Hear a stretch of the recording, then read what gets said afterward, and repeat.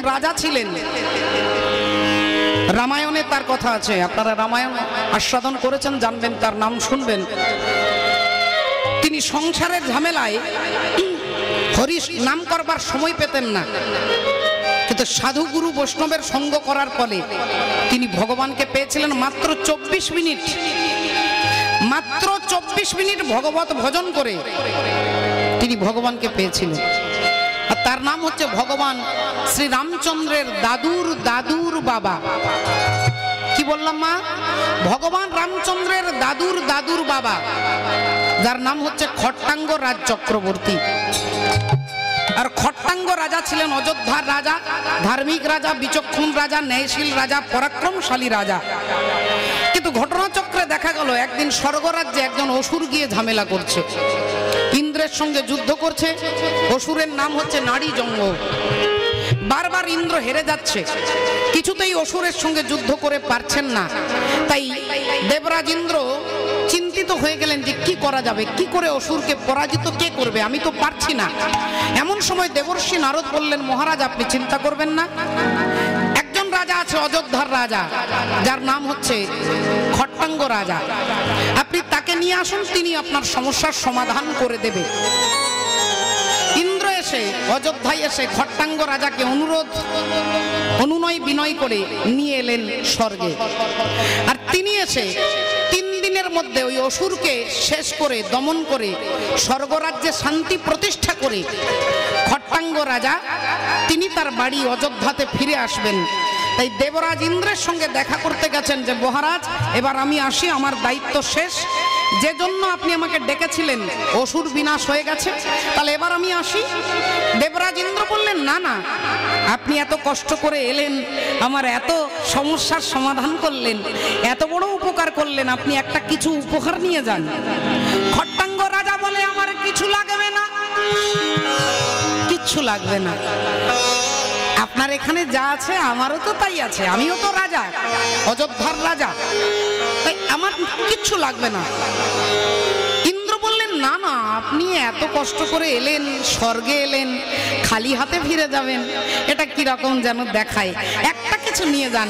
তিনি বললেন, না না, কিছু লাগবে না। আরে বাবা, একটা কিছু তো আপনার অভিলাষ আছে, যে কোনো একটা তো বাঞ্ছা আপনার আছে, তা সেটাই বলুন আপনি কি চান। খট্টাঙ্গ রাজা বললেন, দেখুন, যদি আমাকে কিছু দিয়ে আমাকে আনন্দিত করতে চান, তাহলে আমার জীবনের একটাই উদ্দেশ্য, সেটা হচ্ছে আমার কবে মৃত্যু হবে এটা যদি আপনি বলে দিতে পারেন। ইন্দ্র বললেন, এটা তো আমার ডিপার্টমেন্ট নয়, আমার ডিপার্টমেন্ট নয়, এটা যমরাজার ডিপার্টমেন্ট। আপনার কতদিন পরমায়ু আছে তো আমার জানার কথা নয়, তবু আপনি যখন বলছেন তাহলে আপনি দাঁড়ান, আমি যমরাজার কাছ থেকে জেনে আসি। দেবরাজ ইন্দ্র যমরাজার কাছে গেলেন, গিয়ে বললেন, দেখুন তো খট্টাঙ্গ রাজার পরমায়ু কতদিন। যমরাজা অমনি চিত্রগুপ্তকে বলছে, দেখো তো খাতাটা খুলে দেখো। চিত্রগুপ্ত খাতা উল্টে বললেন যে খুব দুঃখের সংবাদ, খট্টাঙ্গ রাজা এই স্বর্গ থেকে যখনই মাটিতে অযোধ্যাতে ফিরে যাবে, ঠিক তার 1 দণ্ড পরে, মানে 24 মিনিট পরে তার মৃত্যু হবে। তার 24 মিনিট পরেই তিনি মারা যাবেন। ইন্দ্র বিষণ্ণ বদনে খট্টাঙ্গ রাজার কাছে এসে দাঁড়ালেন। খট্টাঙ্গ রাজা বললেন, কি ব্যাপার, আপনি জেনে এলেন, তাই এবার বলুন আমি কতদিন বাঁচবো। ইন্দ্র বললেন, দেখুন, আপনি কিছু মনে করবেন না, আমি কিন্তু আপনাকে দুঃখ দিতে চাই না, কিন্তু কি করব, আপনি বলছেন বারবার, তাই আপনার পরমায়ু হচ্ছে যখনই আপনি বাড়ি ফিরে যাবেন তার 24 মিনিট পরে আপনার মৃত্যু হবে, 24 মিনিট পরে আপনি মারা যাবেন। যেই বলেছে অমনি খট্টাঙ্গ রাজা বলি, আনন্দ আর ধরে না রে, আনন্দ আর ধরে না রে, আনন্দ আর ধরে না, আনন্দ আর ধরে না রে, মৃত্যুর কথা শুনে আনন্দ আর ধরে না রে, ওগো মৃত্যুর কথা শুনে আনন্দ আর ধরে না রে, মৃত্যুর কথা শুনে হরি হরি হরি বলে, মৃত্যুর কথা শুনে হরি হরি হরি বলে, আনন্দ আর ধরে না রে।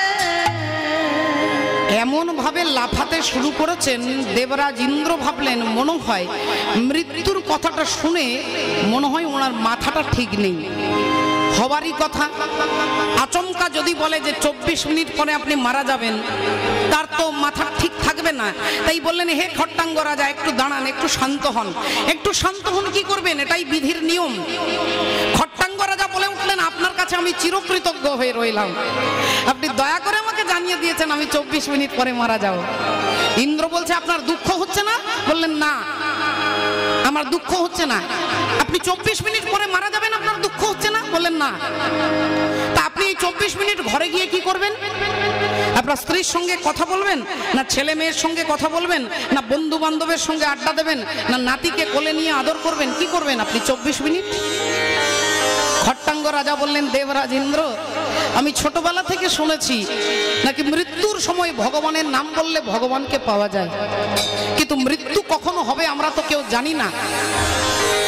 মৃত্যু কখনো হবে আমরা তো জানি না, কিন্তু এটা জানি যে মৃত্যুর সময় নাম বললে ভগবান প্রাপ্তি হয়। কিন্তু কখন মরবো, 5 বছর পরে মরবো না 5 মিনিট পরে মরবো, আমরা তো জানি না। তাহলে সেই সময়টাই নামটা বলবো কি করে? তাই এতদিন আমার ইচ্ছে ছিল আমি যদি মৃত্যুটাকে জানতে পারতাম, তাহলে অন্তত সেই সময়টা আমি হরিনাম করতাম। তাই আপনার কৃপায় আমি জানতে পেরেছি 24 মিনিট পরে মারা যাব।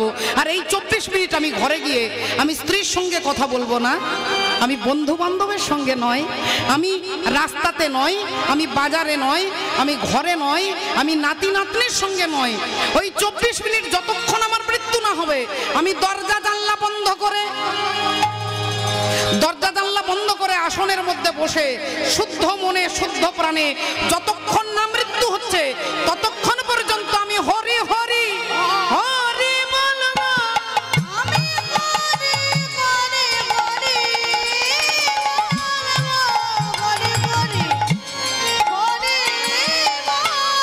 আমি হরি বলে হরির চরণ পাবো, আমি হরি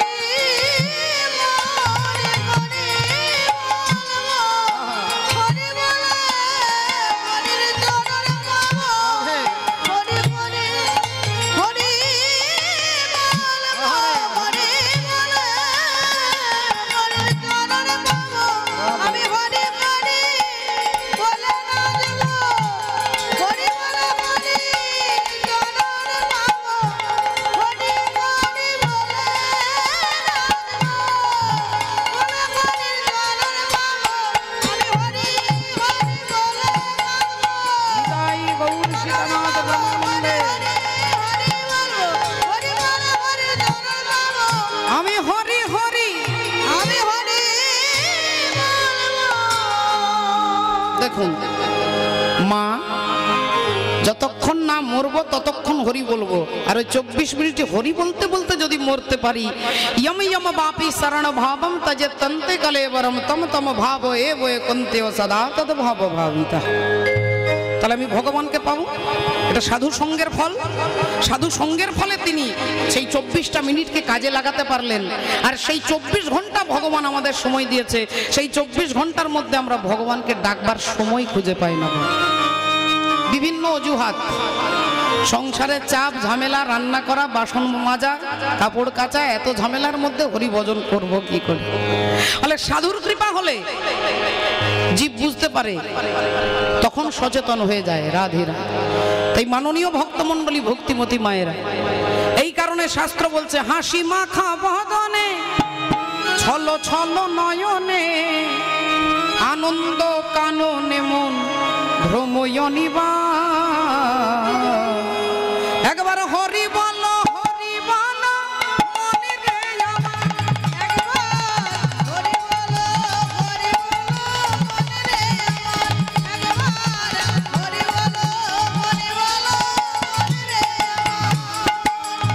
হাসি মাখা বদনে ছল ছল নয়নে, হাসি মাখা বদনে ছল ছল নয়নে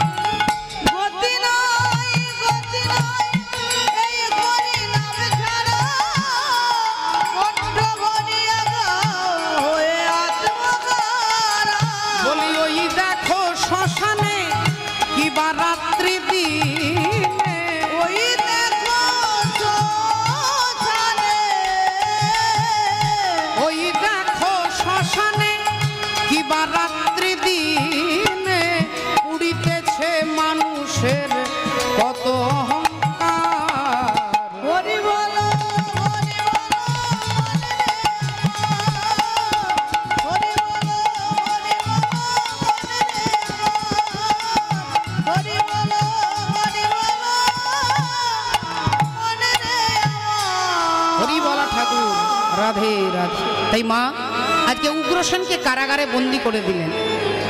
সারা রাজ্যবাসী আতঙ্ক সৃষ্টি হয়ে গেল, হরিনাম করা যাবে না। মন্ত্রী এসে কানে কানে বলছেন, মহারাজ কংস, জনগণ আপনার উপরে যে প্রচন্ড দুঃখ পেয়েছে, তা এভাবে তো আপনি আপনার সিংহাসনটা ধরে রাখতে পারবেন না। আপনি এরকম অত্যাচার করলে সিংহাসন ধরে রাখতে পারবেন না।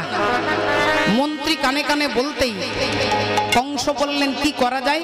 এক কাজ করুন, আপনার বোন দেবকী, দেবকীর সঙ্গে একজন ভক্তের সঙ্গে বিয়ে দেন, আর তার নাম হচ্ছে শূরসেনের পুত্র বসুদেবের সঙ্গে আপনার বোনের বিবাহ দেন। বসুদেব একজন বিশিষ্ট ভদ্রলোক, তিনি জ্ঞানী, তিনি পণ্ডিত, তিনি নির্মল। তো সেই ভক্তের সঙ্গে আপনারা বিয়ে দেন, তাহলে জনগণ আপনাকে ভদ্রলোক মনে করবে, ভাববে যে তাদের ধারণাটা ভুল। বললেন, ঠিক বলেছেন। কংস এমনিতেই দেবকীকে খুব স্নেহ করতেন, খুব ভালোবাসেন, বোনকে খুব স্নেহ করে। বোনের জন্য, বিবাহের জন্য স্থির করলেন বসুদেবের সঙ্গে বিয়ে দেবেন। দেখতে দেখতে বিবাহের দিন এসে উপস্থিত। আজি কি আনন্দ মধু মধুপুর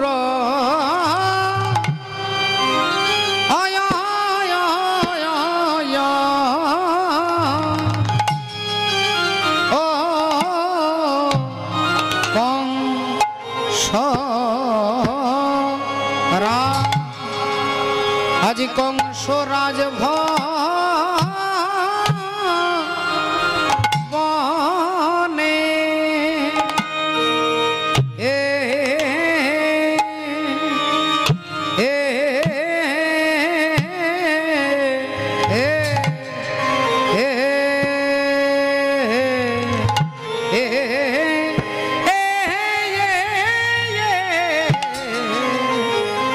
আজি কংস রাজ ভবনে গো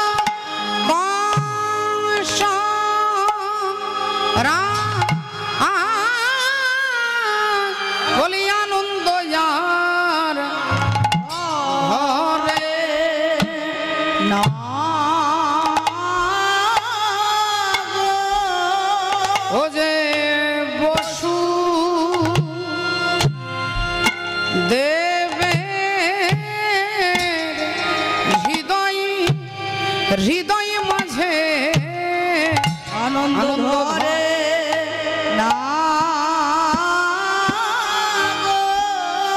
ও যে বসু দেবে হৃদয় মাঝে আনন্দ আর ধরে না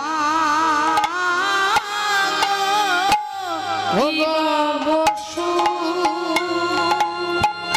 দেবে হৃদয় মাঝে আনন্দ আর ধরে না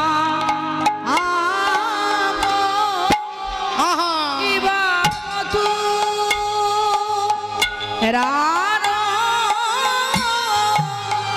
মনির মনে আনন্দ ধরে না তিয়তাল কিবা 1 2 3 4 5 6 7 8 9 10 11 12 13 14 কি বা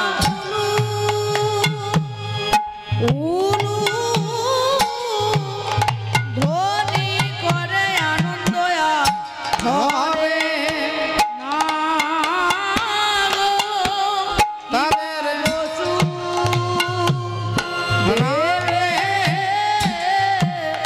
হৃদয় মাঝে হবে না হরি বল। দেবে হৃদয় মাঝে আনন্দ ধরে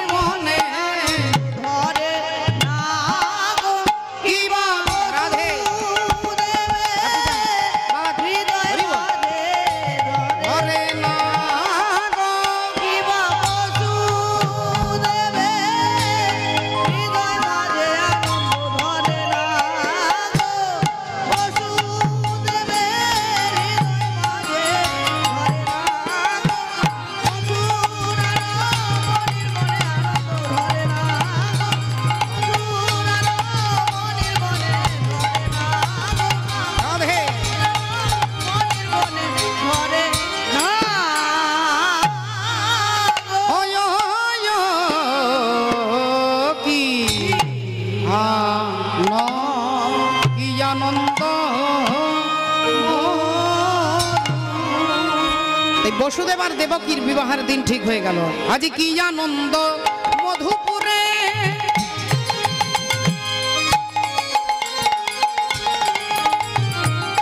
ওগো কংস রাজ ভবনে, আজ কি আনন্দ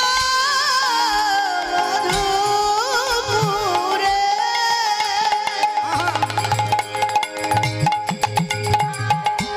কংস রাজভবনে, ওগো আনন্দে মগন তারা, সবাই উলু ধ্বনি করে। আনন্দে মগন তারা উলুধ্বনি করে, আনন্দে মগন তারা উলুধ্বনি করে। এবার মণিমুক্তা প্রবালাদি,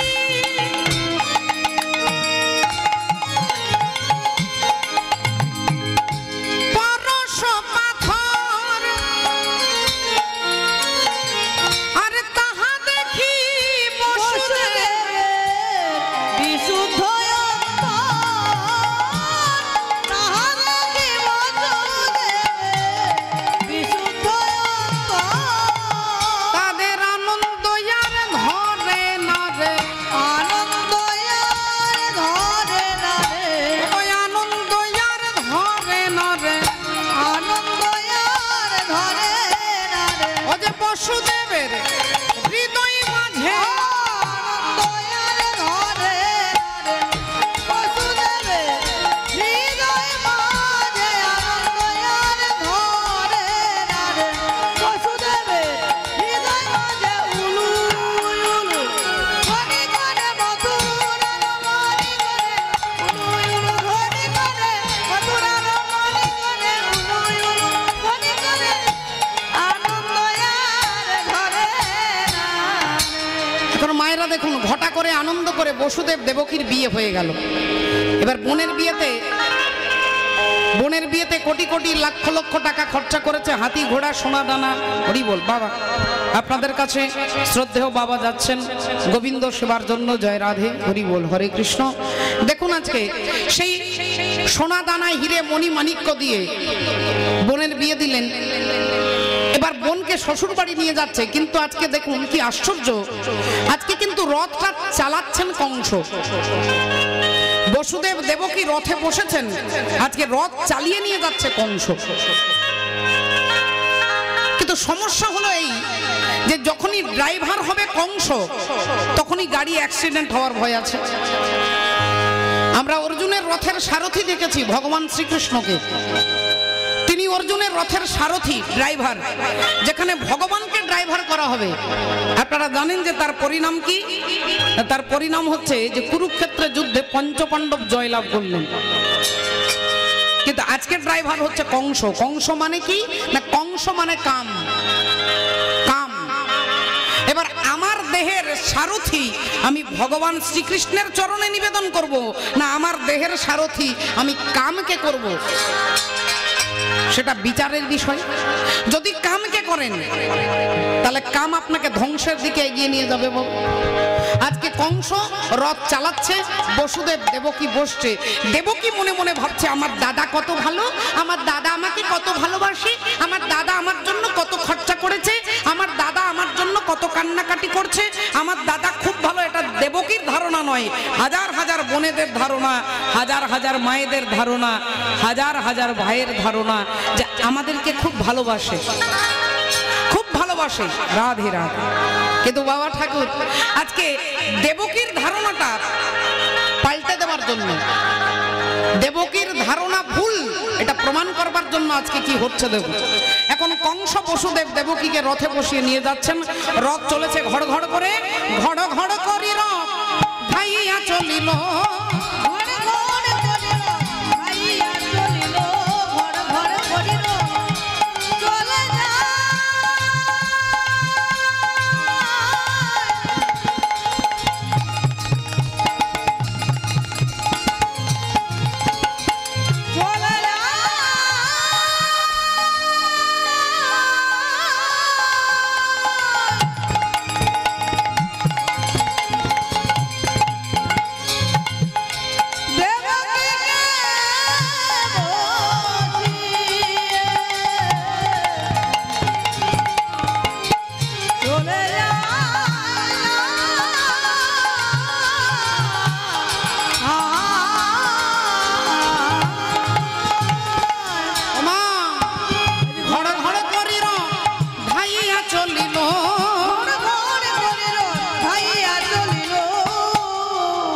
আরে হেন কালে দৈব বাণী শুনিতে পাইল, হেন কালে দৈব বাণী শুনিতে পাইল, হেন কালে দৈব বাণী শুনিতে পাইল।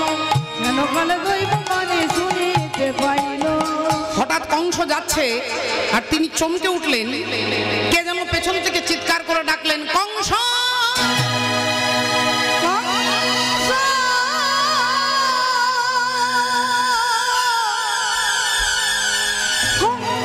কে কে তুমি? যদি তোমার সাহস থাকে একবার আমার সামনে এসে দাঁড়াও। কে তুমি? বলেন মহারাজ আমি। তোকে আমি দেখতে পাচ্ছি না কেন? আগে মহারাজ কিছু মনে করবেন না, আমাকে রাষ্ট্রপতিও দেখতে পান না, প্রধানমন্ত্রীও দেখতে পান না, মুখ্যমন্ত্রীও দেখতে পান না, বড় বড় পণ্ডিত দেখতে পান না, আবার মূর্খও দেখতে পান না, আবার ধনী ব্যক্তিও দেখতে পান না, আবার দরিদ্র ব্যক্তিও দেখতে পান না।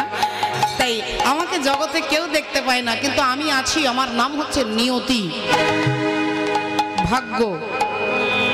আচ্ছা তোর কাজ কি? আগে মহারাজ আমার কাজ হচ্ছে সবার ভাগ্যের বিচার করা। ও, সকলের ভাগ্যের বিচার তুই করিস? তাহলে এখানে দাঁড়িয়ে সময় নষ্ট করছিস কেন? এখানে দাঁড়িয়ে সময় নষ্ট করছিস কেন? নিজের কাজ করবি না। আগে মহারাজ আজকে আপনার কাছেই আমার ডিউটিটা পড়েছে আর কি। আজকে আপনারই ভাগ্যের বিচার করতে আমি এসেছি। কি এত বড় তোর সাহস, তুই আমার ভাগ্যের বিচার করবি? তুই জানিস আমি কংস? আগে মহারাজ ওই যে বললাম আমি সবার ভাগ্যের বিচার করি। বললেন আচ্ছা বল আমার ভাগ্যে কি লেখা আছে? মহারাজ আপনার ভাগ্যে পরিষ্কার করে লেখা আছে আপনার বোন দেবকী আর দেবকীর অষ্টম সন্তান আপনাকে হত্যা করবে। চমকে উঠলেন কংস। যে বোনকে আমি এত ভালোবাসলাম, এত স্নেহ করলাম, কোটি কোটি টাকা খরচা করলাম, যে বোনের বিয়েতে আমি নিজের রথ চালিয়ে নিয়ে যাচ্ছি, আর সেই বোনের ছেলে আমাকে হত্যা করবে? হরি বল। আমি বিশ্বাস করি না মহারাজ, বিশ্বাস করা বা না করা সেটা আপনার ব্যাপার, আমার বলা কর্তব্য, তাই আমি এখন আসি। দাঁড়াও, তুমি তোমার ক্ষমতা দেখিয়ে চলে যাবে আর আমি কংস সেটা দেখে নেবো, এটা হতে পারে না। তাই তুমি নিজের চোখে দেখে যাও যে তোমার নিয়তির লেখা আমি কিভাবে মুছে দিতে পারি। দাঁড়াও। এই বলে কংস এক লাফে রথ থেকে নেমে আর বাঁ হাত দিয়ে দেবকীর চুলের মুঠিটা টেনে ধরেছে। বাঁ হাতে চুলের মুঠি টেনে নামিয়েছে আর ডান হাত দিয়ে তলোয়ার বার করে বলছে, না রহেগি বাঁশ আর না বাজেগি বাঁশুরি। না বাঁশ থাকবে, না বাঁশের বাঁশি বাজবে, না দেবকী থাকবে, না দেবকীর অষ্টম সন্তান হবে।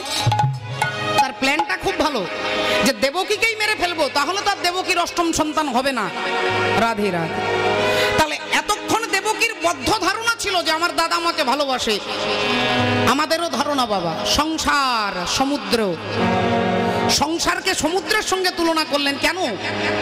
সংসার আর সমুদ্র ব্যাপারটা একই হলো? বললেন হ্যাঁ অনেকটা একই। সমুদ্র এপারে দাঁড়িয়ে এই কুলকে দেখা যায়, ওই কুলকে দেখা যাবে না। আপনি সমুদ্রের তীরে দাঁড়িয়ে দেখবেন ওপারে ওই পার, কিন্তু আপনি দেখতে পাবেন না। সংসারও ঠিক সেই রকম। জন্মের কুলটা আমরা দেখতে পাই, কিন্তু মৃত্যুর কুল আমরা দেখতে পাই না বাবা। জন্মের কুল দেখতে পাই, কিন্তু মৃত্যুর কুল দেখতে পাই না। সমুদ্র দেখতে যেরকম সেরকম কিন্তু নয়, দেখতে কিন্তু খুব সুন্দর, স্বচ্ছ, পরিষ্কার, সাদা জল, দেখে মনে হবে সুন্দর জল। জলটা মুখে দিয়ে দেখুন, দেখবেন মনে হবে নোনা লাগছে। তাহলে দেখলে যেটা মনে হচ্ছে সেটা আসলে নয়। সংসারও দেখে মনে হচ্ছে খুব সুখের, কিন্তু সংসার সুখের নয়। সংসার সুখের নয়, দেখতে এরকম কিন্তু সুখের না। সংসার সমুদ্রে, ওখানে যেমন বিভিন্ন জলজ প্রাণী বাস করে, এখানেও বাস করে। সংসার সমুদ্রেও তিমি আছে, হাঙর আছে, বিভিন্ন হিংস্র জলজ জন্তু আছে। রাধে রাধে। সংসার সমুদ্রে কি আছে? হিংসা হাঙর কাম কুম্ভীরে। হিংসা কুম্ভীরে, ওগো হিংসা হাঙর কাম কুম্ভীরে। অহিংসা হাঙর কাম কুম্ভীরে, আর বাস করে ওই জল মাঝারে।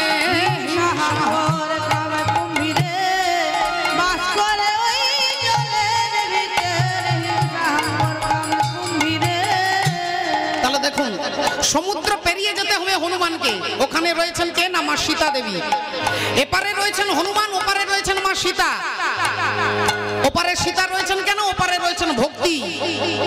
আর ভক্তি রাধে রাধে। সংসার সমুদ্রে ভক্তিকে আশ্রয় করলে তখন কিন্তু সংসারের জ্বালা যন্ত্রণা আপনাকে ছুতে পারবে না বাবা। তাই ভক্তির কাছে পৌঁছাতে হবে। তাই হনুমান তিনি সাগর পার হয়ে যাচ্ছেন মা সীতা দেবীর কাছে। রাধে। কিন্তু বাবা আমাদের অবস্থা কি?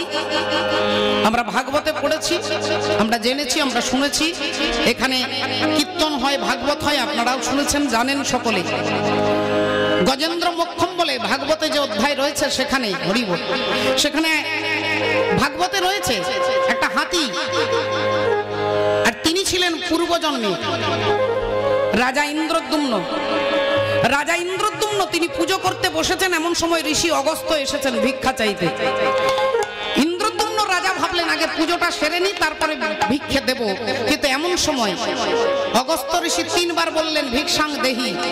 রাজা যখন বেরিয়ে এলেন না, অভিশাপ দিলেন যে গজের মতো স্তব্ধমতি দেখিয়া রাজারে গজ হও, অভিশাপ দিল ঋষিবরে। তুমি হাতি হবে, যাও।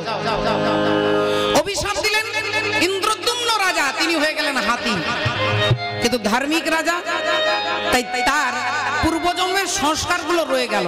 হাতি হলো কিন্তু তিনি শান্ত, তিনি ভদ্র, তিনি নিরীহ, কারোর সঙ্গে ঝগড়া করে না, সবাই তাকে মানে। আর একদিন সেই হাতি দল বেঁধে রাস্তা দিয়ে যাচ্ছে, দেখছে একটা কুমির রাস্তার উপরে হাঁ করে পড়ে আছে। অন্যান্য হাতিগুলো বলল ভাই পিছিয়ে চল, পিছিয়ে চল, ওই ভয়ঙ্কর কুমির। আর এই হাতি বলে উঠলো দাঁড়া ভাই, ওর অসুবিধাটা কি একটু জেনে নি। আরে ভাই যাস না ওর কাছে, ও খল প্রাণী, ও ছলনা করে পড়ে আছে। বললেন না রে ভাই, মনে হয় ওর কষ্ট হচ্ছে, তোরা একটু দাঁড়া, তোরা দূরে দাঁড়া, আমি দেখছি। সেই ইন্দ্রদ্যুম্ন হাতিটা এসে সামনে বলছে ভাই কি হয়েছে তোমার? আর কুমিরটা আপাদমস্তক হাতিটাকে লক্ষ্য করে বলছেন দাদা আপনি যখন ভাই বলছেন, আমি আপনার দাদা হারিওয়াল, আমি আপনার ভাই, আপনি আমার দাদা। দাদা গো, আমি না প্রচন্ড শরীর অসুস্থ, দুর্বল, জলে যেতে পারছি না, ওখান পর্যন্ত হেঁটে যেতে পারছি না দাদা। হাতিটা বললেন ওমা, তুমি জলে যেতে পারছো না বলে এখানে পড়ে আছো, দাঁড়াও আমি তোমাকে নিয়ে যাচ্ছি।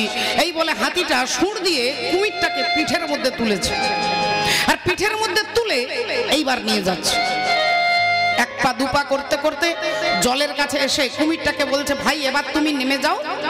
কুমির বললেন দাদা এত দূর এসেছো তুমি, আজি হতে বন্ধু তুমি, আমি তোমার সখা। আজি হতে বন্ধু তুমি, আমি তোমার সখা। আজি হতে বন্ধু তুমি, আমি তোমার সখা। আজি হতে বন্ধু তুমি, আমি তোমার সখা। প্রতিদিনই এমন ভাবে দিও আমায় দেখা। প্রতিদিন এমন ভাবে দিও আমায় দেখা। প্রতিদিন এমন ভাবে দিও আমায় দেখা। রাধে রাধে রাধে। তুমি আমার দাদা, আমি তোমার ভাই, আমাদের সম্পর্ক হয়ে গেল। ও দাদা এতটা কষ্ট করে এলে আরেকটু চলো না দাদা, আরেকটু চলো। হাতিটা বলল ঠিক আছে ভাই। জলে নেমে গেছে হাতি, 1 হাঁটু জলে নেমে বলছে ভাই এবার তুমি নেমে যাও। বললেন দাদা এতটা যখন নামলে আমার জন্য আর একটু চলো দাদা। অমনি হাতি বিশ্বাস করে 1 গলা জলে নেমে গেছে। নেমে বললেন ভাই এবার পারবে তো? কুমির বললেন হ্যাঁ দাদা পারবো। এই বলে 1 লাফে হাতির পিঠ থেকে নেমে আর জলের তলায় গিয়ে, আর দেখুন ওই বিশ্বাসঘাতক কুমির জলে নেমে গিয়েই একবারে তলায় গিয়ে হাতির পায়ে কামড় দিয়েছে। আর হাতির পায়ে এমন কামড় দিয়েছে, ধারালো দাঁত, হাতির পায়ে বসে যাচ্ছে, ঝরঝর করে রক্ত বেরোচ্ছে। হাতি চিৎকার করছেন, ভগবানকে ডাকছেন। অন্যান্য হাতিগুলো বলল ভাই তোকে বারবার বলেছিলাম ওকে বিশ্বাস করিস না, পালিয়ে চল, দেখ এবার এখন আমরা কি করব। কেন বললেন তোমরা বাঁচাতে পারবে না? একটা কুমিরের ক্ষমতা বেশি না একটা হাতির ক্ষমতা বেশি? কি বলবেন আপনারা, কার ক্ষমতা বেশি? হাতির। কিন্তু তথাপিও হাতিটা কুমিরের সঙ্গে পারছে না। কেন না কুমিরটা তার জলে আছে, আর জলে ক্ষমতা কুমিরের বেশি। আপনি গলি মে কুত্তা ভি শের হোতা হ্যায়। একটা কুকুর যখন তার মালিকের বাড়িতে থাকে তখন বাঘের মতো গর্জন করে, অন্য পাড়ায় চলে গেলেই কিন্তু ভয় পেয়ে যায়। কুমিরের আশ্রয়স্থল হচ্ছে জল, সে জলের প্রাণী, জলজ প্রাণী, জলে আছে বলে তার ক্ষমতা বেশি। হাতি পারছে না। হাতি তখন ভগবানকে ডাকছেন। আর অমনি মা লক্ষ্মী দেবী বললেন স্বামী, প্রভু ভক্ত তোমাকে সুরের মধ্যে পদ্ম ফুল নিয়ে তোমাকে নিবেদন করে ডাকছে, তুমি বাঁচাবে না প্রভু? তুমি তোমার ভক্তকে বাঁচাবে না? ভগবান শ্রী নারায়ণ বললেন, নিশ্চয়ই বাঁচাবো, এক্ষুনি আমি যাব। অমনি ডাকলেন গরুড়কে। গরুড়কে যে ডেকেছে বললেন, চলো আমাকে নিয়ে চলো, ওখানে নিয়ে চলো, নর্মদা নদীর তীরে নিয়ে চলো। গরুড় বললেন, তোমাকে নিয়ে যাব। আচ্ছা বেশ। মাটিতে বসেছেন গরুড়, গরুড়ের পিঠে ভগবান বসবেন। গরুড় হচ্ছে ভগবানের বাহন, কিন্তু গরুড়ের মনের মধ্যে একটু অহংকার চলে এলো যে আমি ছাড়া তাহলে ভগবান একটাও কোথাও যেতে পারে না, তাহলে আমাকে ছাড়া ভগবানের চলবে না, আমি ছাড়া কোথাও যেতে পারবে না। এই অহংকার হয়েছে আর অন্তর্যামী ভগবান জানতে পেরে গেছে। অমনি গরুড়ের পিঠের উপরে একটা আঙ্গুল দিয়ে বলছে, চলো গরুড়। একটা আঙ্গুল পিঠে দিয়ে বলছে, চলো। গরুড় বললেন, তোমার গোটা দেহটাকে আমি নিয়ে যাই আর একটা আঙ্গুল দিচ্ছ? বললেন, আজকে তুমি আঙ্গুলটাকেই তোলো। আর গরুড় শুধু ডানাগুলো নিয়ে ফড়ফড় করে ওড়ার চেষ্টা করছে, কিন্তু দাঁড়াতে পারছে না, উঠে দাঁড়াতে পারছে না। একটা আঙ্গুলের ভার গরুড় তুলতে পারছে না। বারবার চেষ্টা করার পরে বুঝতে পারলেন, ও আমার অহংকার হয়ে গেছে, তাই অহংকারকে চূর্ণ করবার জন্য ভগবানের এই লীলা। বললেন, ঠাকুর। ভগবান বললেন, গরুড় তুমি আমাকে বহন করো না, আমি কৃপা করে তোমাকে বহন করে নিয়ে যাই। তুমি আমাকে নিয়ে যেতে পারো না, আমি তোমার মধ্যে শক্তি সঞ্চয় করি, তবে গিয়ে তুমি আমাকে তুলতে পারো। এইবার গরুড়ের পিঠে চেপে আজ গরুর বাহনে বিষ্ণু উপনীত হইল।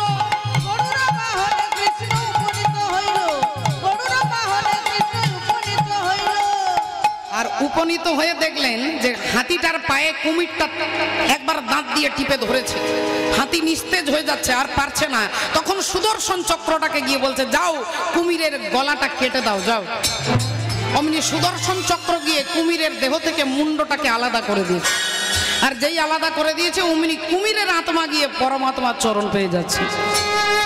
একবারে বৈকুণ্ঠে, কুমিরের আত্মা বৈকুণ্ঠে চলে গেল। মা লক্ষ্মী দেবী বললেন, স্বামী, যে কুমিরটা এত বড় বিশ্বাসঘাতক, তাকে পিঠে করে হাতি নিয়ে এলো, হাতি কত বিশ্বাস করে জলে নামলো, আর সেই কুমিরটা জলে নেমে বিশ্বাসঘাতক করে তার পায়ে কামড় দিল, আর অমনি তুমি তাকে বৈকুণ্ঠে পাঠিয়ে দিলে, এর কারণটা কি? তাকে তুমি বৈকুণ্ঠে পাঠিয়ে দিলে। ভগবান বললেন, হে লক্ষ্মী, হে লক্ষ্মী দেবী, আমি সংবিধানে বাঁধা আছি, নিয়মের দ্বারা আমি বাঁধা। শাস্ত্র বলেছে, যে মে ভক্ত জনা পার্থ ন মে ভক্তাশ্চতে জনা মদ ভক্ত নাঞ্চ ভক্তাস্তে মে ভক্তা তমামতা। হাতিটার পায়ে ধরেছে কুমির, হাতি হচ্ছে আমার ভক্ত, হাতি আমার চরণে নিজেকে নিবেদন করেছে, হাতি শুদ্ধ বিশ্বাস করে, হাতি জানে যে আমি তোমার, আর এমন ভক্ত হাতির পায়ে ধরেছে, আর যে ভক্ত